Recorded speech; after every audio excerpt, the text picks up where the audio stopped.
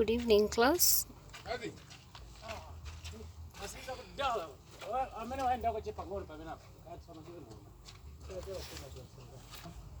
Last time we met, we introduced online public relations, and we agreed that the internet is indeed a dominant tool communications tool when it comes to reach.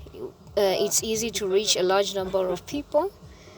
We said it's now becoming increasingly easier to use the internet, and the speed that messages get disseminated quickly.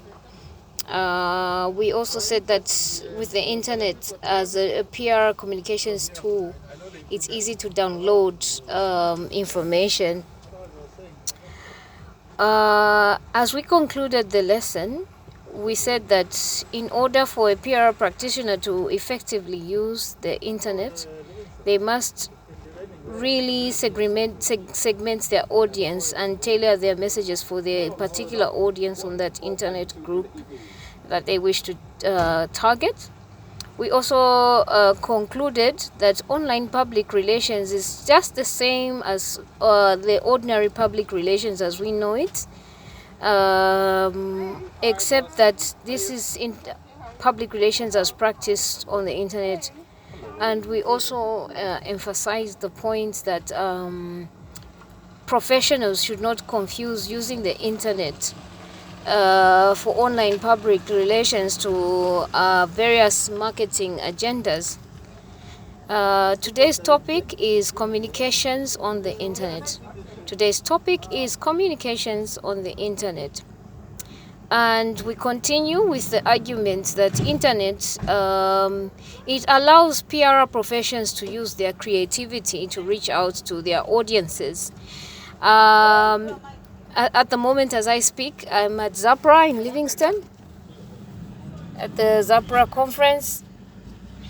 And here at the ZAPRA conference, one of the presenters today was Dr. Brenda Bukowa, who is also acting head of marketing for University of Zambia.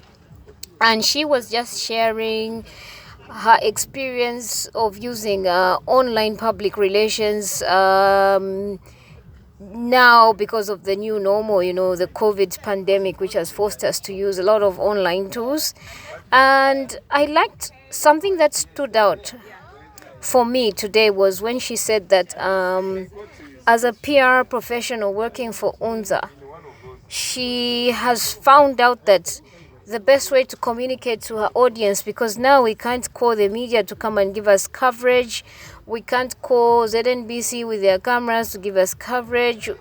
She says that she has learned from her experience now to do the work herself, to get dirty herself because of use of online PR. She says she has learned to explore online how to create her own videos, edit it, and then send it to the media for coverage on the internet. And she says this is a faster tool and is effective. And in today's lesson, I guess that's the lesson that we really draw at towards the end, that as PR professionals, we have to learn to just be willing to get our hands dirty, be willing to create our own message based on the audience that we have segmented. Is it, for example, in my case, who's similar work to Brenda, is it a message that I am targeting to current students? Is it a message I am targeting to researchers and lecturers at the National Institute of Public Administration?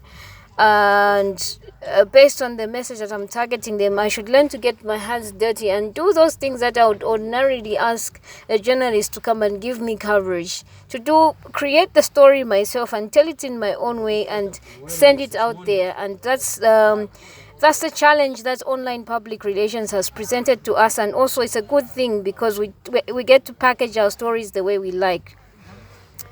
So it is true that the online PR and the internet is really giving us PR professionals an opportunity to tell our stories the way we can, and we edit these stories. So in short, you create your own story, and all you have to do is package it nicely and already send it, maybe already packaged to ZNBC, to Diamond TV, only for airing, because you've used various internet tools to assist you, and you can even upload it to various internet platforms to attract the online audience that you need as a PR professional. Online public relations is helpful to us because it's fast becoming popular. It's becoming more popular than radio and television and print media. And like we discussed last time we had a class, is that the web it's becoming an alternative to producing brochures, magazines, and newsletters. We're working together now. I don't know if they've gone to back. Yeah, so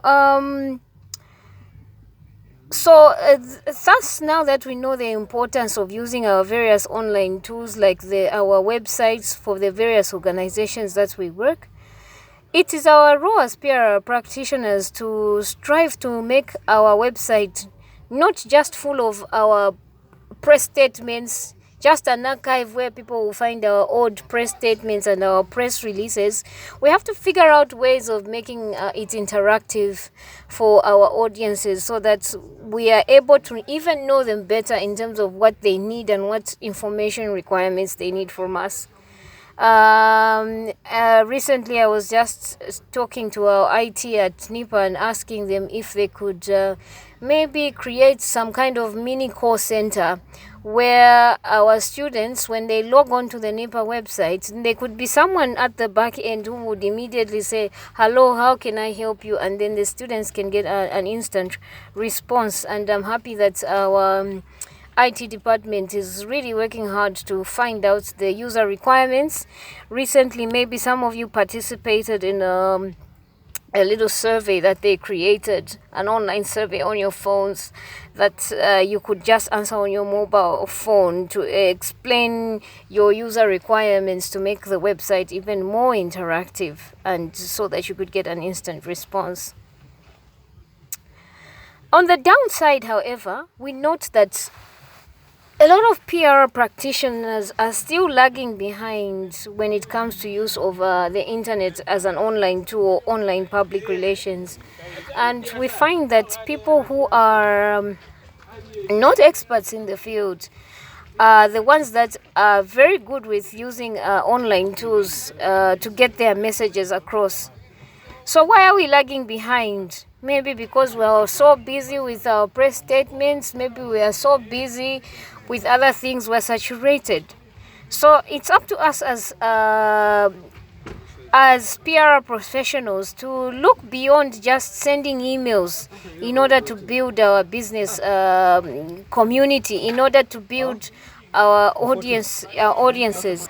So we have to go beyond getting stuck with just posting our press releases onto our websites, but making an effort to see how we can demonstrate that we are an organization that is I was saying that we want to show that we can go beyond just posting our brochures on our websites, but we can try to show our strategic direction and explain how this strategic direction relates to our audiences.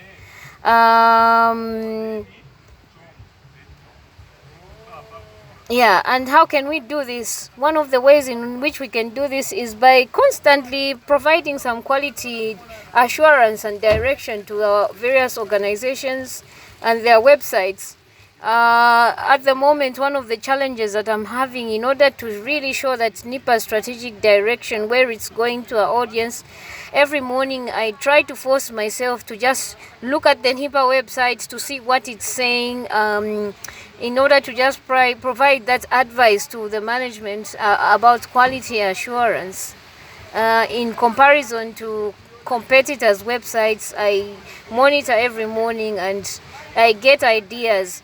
The best way that a PR profession can effectively use the internet is you can try to join blogs, join communities to see how these other communities are interacting with their communities, join a blog, join a chat forum on the internet to gain an understanding on how you can also effectively use the internet as a tool to show the strategic direction of your organization and to carry out your communication plan for that year, and to target specific audiences, and also to measure the effectiveness of your PR efforts. To conclude this lecture,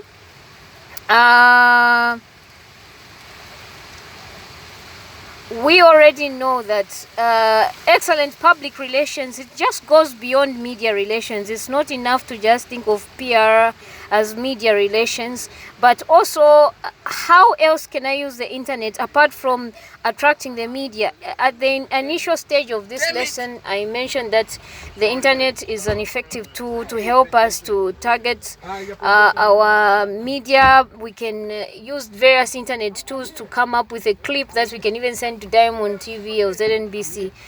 But beyond media relations, we must also think, how can I show the strategic role of my organization on the internet? And we conclude this lecture by simply emphasizing that public relations practitioners must really decide how to begin applying the internet for various strategic communications of the organizations. Thank you for your attention, class. Boss.